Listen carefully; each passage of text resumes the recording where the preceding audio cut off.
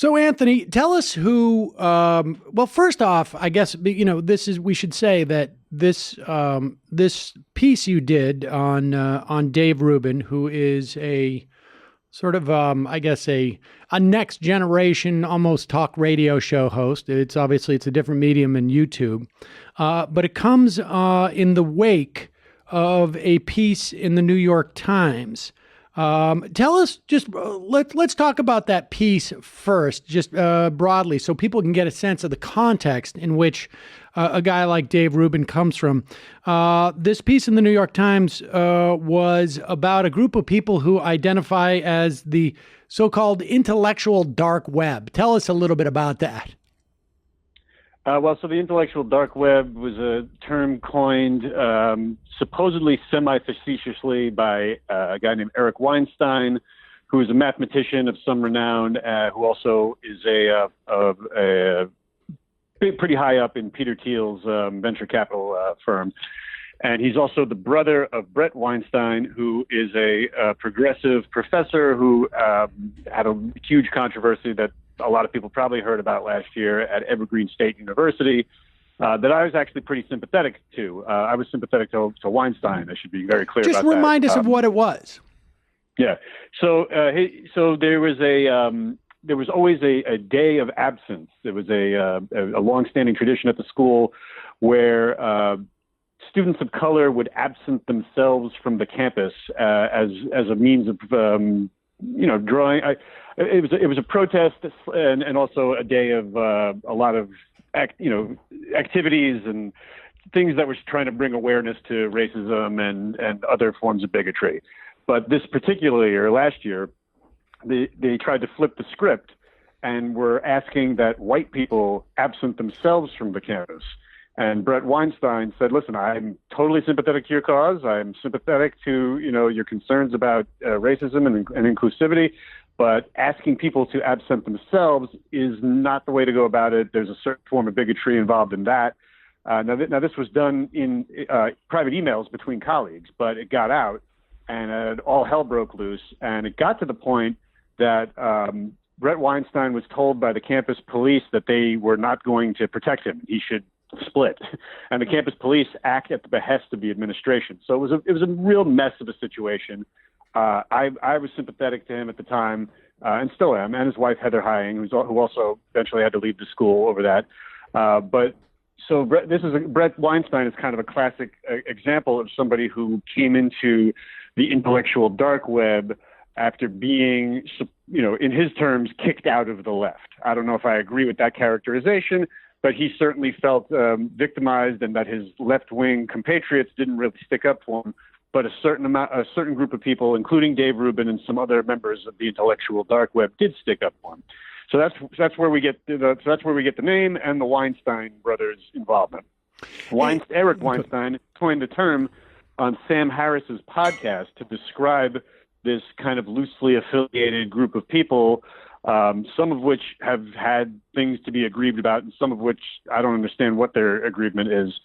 But they, together on each other's YouTube shows or on each other's podcasts and certainly on social media, they have been having a conversation that mostly focuses on hyper-political correctness and word policing and things like that.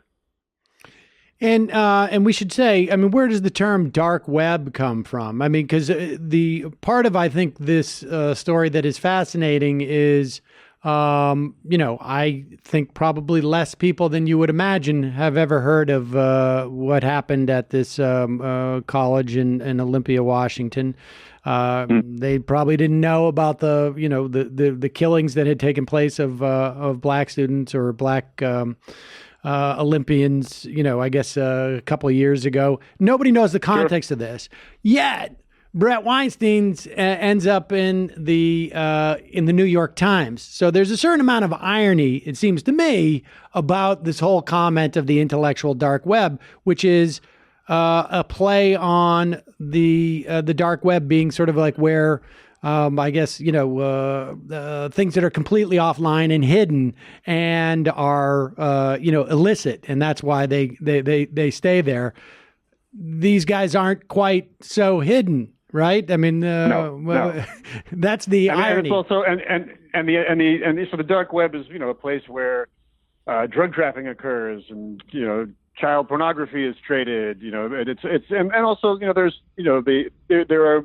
I'm somebody that thinks the drug should be legalized, and that it's okay that there's a place where safe drug trade can take place. But yeah, it's not a good association, and I'm sure that some of the people that are associated with the intellectual dark web regret having embraced the title. But somebody, that's why some of them make it a point to say it's kind of tongue in cheek. But somebody who never thought it was tongue in cheek, somebody who has absolutely rolled with it, is Dave Rubin.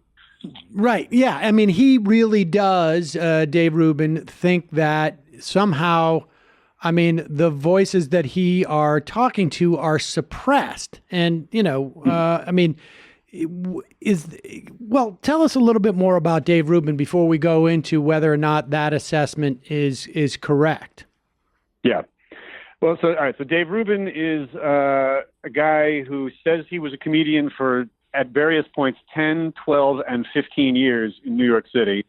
I had trouble tracking that down. There's very little Googleable evidence that he was a working comedian, at least making a living on comedy that whole time. He may have done some open mics or what have you, but not a lot of, there's almost no video evidence of it, and there's very little evidence of it on anyone's, any club's websites or, talking to people.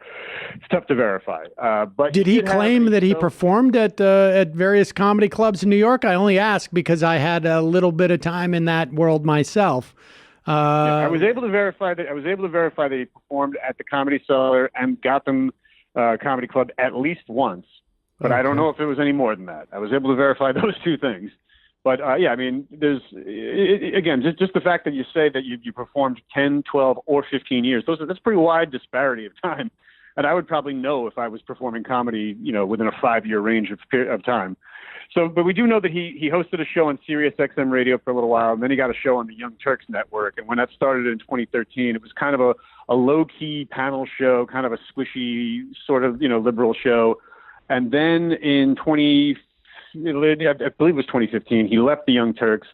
At the time, it was all smiles. You can look at his last show, which is still online, where Cenk Uygur gives him a very nice send-off and says, good luck on your next adventure. You kept the Rubin Report YouTube channel, and it went to a couple of different places, including Larry King's network, before going to a nominally independent model, supposedly only funded by Patreon, where it sort of took a sharp turn into being totally focused on the quote-unquote regressive left, identity politics, and postmodernism and cultural Marxism. And basically the entire focus of the show shifted into long conversations with people, mostly right of center, but when they were left of center, they were typically invited to complain about the left and authoritarian speech policing and things like that.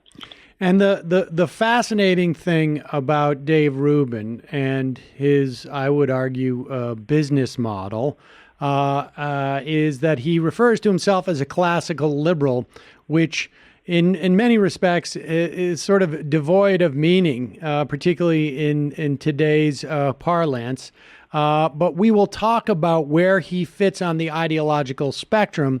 And my perspective on Dave Rubin, I was included in your piece, full disclosure. We will talk more about that specific criticism that I had and what you found out about Dave Rubin and how he responded to your questions for a guy who was so adamant about free speech and about exchange of ideas. We'll take a quick break. We'll be right back with Anthony Fisher on the free speech true believer Dave Rubin, the top talker of the intellectual dark web, how he doesn't want to talk about his own ideas. We'll be right back after this.